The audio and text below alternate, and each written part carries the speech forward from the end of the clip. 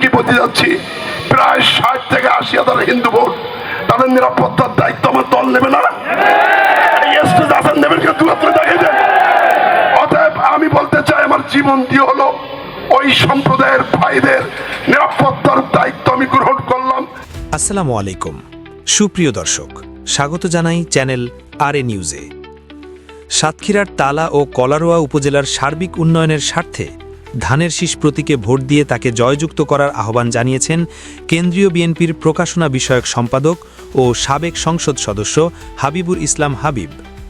বৃহস্পতিবার বিকেলে সাতক্ষীরার পাটকেলঘাটার কুমিরা ইউনিয়নে বিএনপি আয়োজিত এক বিশাল নির্বাচনী জনসভায় প্রধান অতিথি হিসেবে বক্তব্যে তিনি এ আহ্বান জানান। অনেক কাছের মানুষ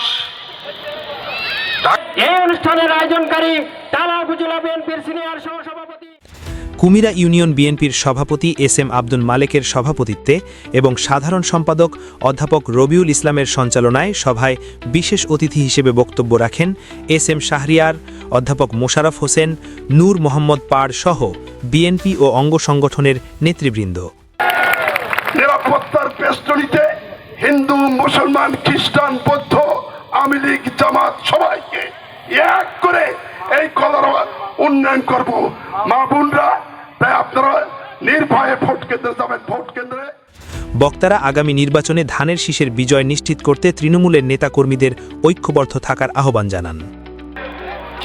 চেয়ারম্যান, সাবেক চেয়ারম্যান এবং ইউনিয়ন থেকে এই ছিল সাতক্ষীরা থেকে আমাদের আজকের প্রতিবেদন। আর এমন গুরুত্বপূর্ণ ও সত্য সংবাদ পেতে চ্যানেল আরএ নিউজের সাথেই থাকুন। ধন্যবাদ। সাতক্ষীরা প্রতিনিধি আবু জাফরের রিপোর্ট।